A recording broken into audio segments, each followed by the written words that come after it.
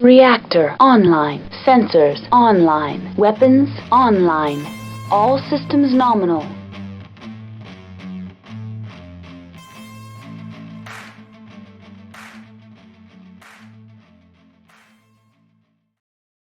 Hello everyone, today we're taking a look at the upcoming Hot Spots Draconis Reach campaign book from Catalyst Game Labs. Now, before anyone says anything about having early access, I want you to understand that Catalyst hasn't given me any talking points, nor have they told me I can only give the book a certain type of review. Everything here is my own opinion. Hot Spots Draconis Reach has been a product that many have been looking forward to since the first campaign book in the series, Hot Spots Hinterlands. Draconis Reach takes a lot of lessons from that book and gives you a campaign that can be played in a few different ways. First, I want to talk about changes in general, and the book points these out to you pretty quickly so that you know what to expect. And I think I might dive into what each change does for your campaign, or just a little bit at least on some of them. The first of these is regular military commands. These have been changed to balance them with running a mercenary unit, and in fact, you can start off as a mercenary and then pledge your allegiance to the Draconis Combine or the Federated Sons, giving you a way to explore playing as both a mercenary and in the command structure of a great house in the same campaign. Either starting as a house unit or joining one does limit the contracts that you can play. I mentioned you can join one of the two major houses involved, but you can play from the start as a unit from the Combine, Fed Sons, or Raven Alliance, though the last option is pretty limited when compared to any of the other options. The next change is a limit to the number of units you can use when deploying per scale. This is a pretty basic change that keeps players from using some weird scale hijinks. Reputation has been changed to be per contract, and it's harder to lose reputation. The contract steps have been changed a bit for balance reasons as well, and tracks were reworked for balance and clarity. Now, tracks did have orders added as a way to give you a baseline, so even if you don't complete all the objectives or even any of them, you aren't left completely up the river for pay, but it is less pay and it will still affect you financially. Battlefield loss support rights covers the base cost of a unit and not the cost of a new unit. Named pilots have a new system called the Named Pilot System, which doesn't require you to train between each contract, but instead has you incrementally allocate support points to pilots to improve their skills and add special abilities over time, which feels more natural, to be fair. You don't go into a thing and then, you don't deploy, do your thing, come back, and then suddenly the next deployment you're just better. This feels more natural in a way. The final thing is temporary hires have been changed, so it's easier to hire them. The qualifications for them, it's easier to meet those qualifications, though the discount for hiring them permanently, that has just fully been removed. As far as the starting point, it's similar to Hinterlands with 3,000 battle value or 100 point value if you're playing the campaign using Alpha Strike. You start at scale 1 and are limited to 3 times the number of units of the scale of a track, with a pair of infantry, and I assume this includes battle armor, counting as a single unit.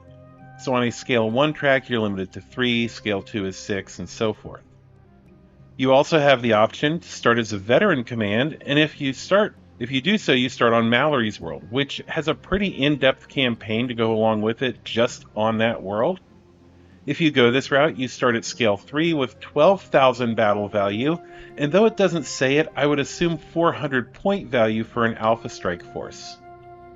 This option also has some other features and even gives you options to use the Force Manual Mercenaries and some of the features in that to build your force.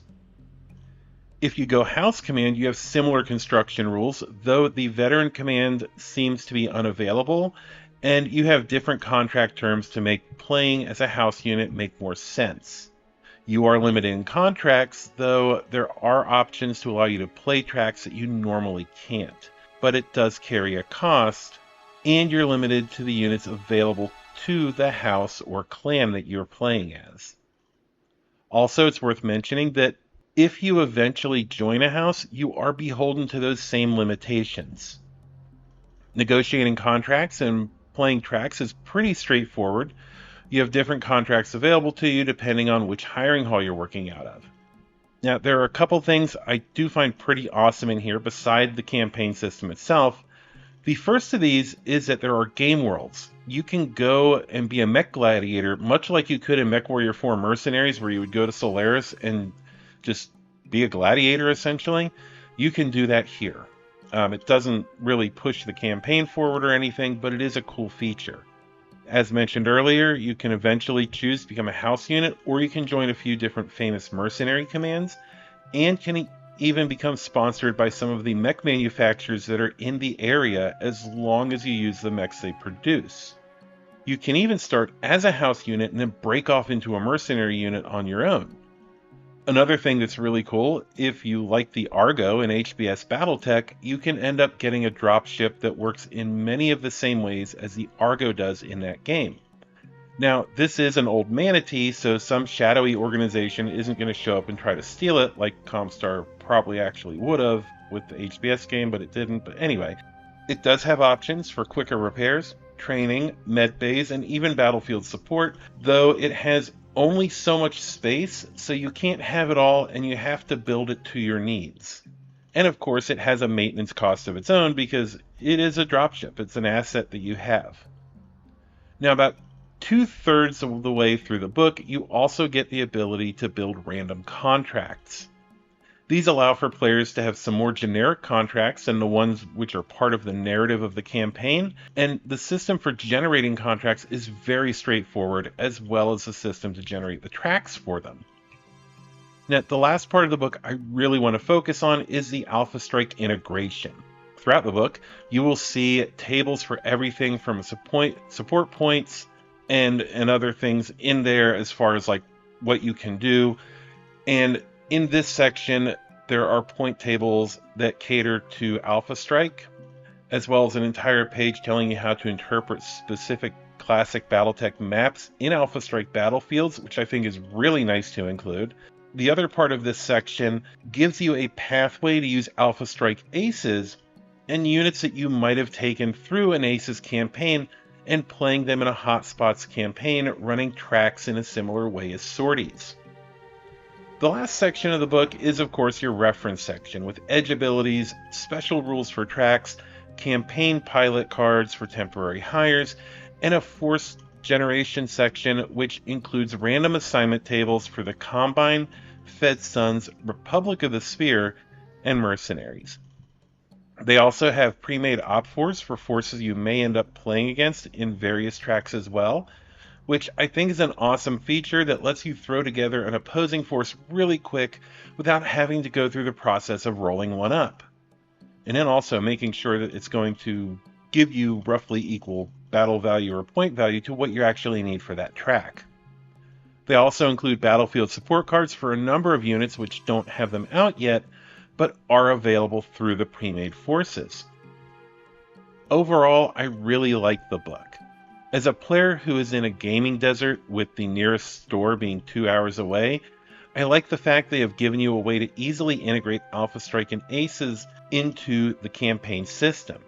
It is still a bit awkward in the translation because of the layout and how they placed a little bit of the stuff. Besides that, Hot Spots Draconis Reach does have a bit of a sandbox feel with some of its features and does a lot to give players a ton of options on how to play their campaign. I think they did a fantastic job of making it accessible to a number of players and gives the community a good option for narrative play, which I think is really the core of BattleTech when it comes down to it. I know some of you are probably wondering, when will it be out? And from what I've been told, it has a street date of May 13th. So that's pretty much my quick overview of Hot Spots Draconis Reach. I really don't want to go into a ton of detail until after it's been released, so there will be something more in-depth after that comes out. I do want to thank you all for listening, and I want to thank Catalyst for sending me a copy to review. I want to thank my sponsor, Fortress Miniatures and Games, and most importantly, I want to thank my channel members and patrons for making this possible. If you want to support the channel, you can become a channel member or become a patron for as low as $1 a month at patreon.com/unicorn company. Stay safe out there, Mech Warriors. This is Carrie signing off. Thank you to my patrons. At Captain, we have Sarah. Lieutenants, we have Boy in a Box and Nasty Taurus. Sergeants, BZ Archer, Steven, Faz, Housemaster Poding, and Country Fried Minis. And our cadets, Scott, Jamie, NB Kaiju, Domini, and Brother Carr. I also want to thank my channel members, Miss J. Speechly, Anonymous Only Agent, and Greg Swars. And finally, Unicorn Company's sponsor, Fortress Miniatures and Games. Check them out. They're a huge supporter of the community and the best place to get all your BattleTech needs taken care of. If you want to support Unicorn Company, you can become a channel member here on YouTube or a patron at patreon.com/Unicorn Company. Links to my sponsors, also Country Fried Minis and Scott's Game Room, will be in the description. Thank you all, and stay safe out there, Mech Warriors. This is Carrie, signing off.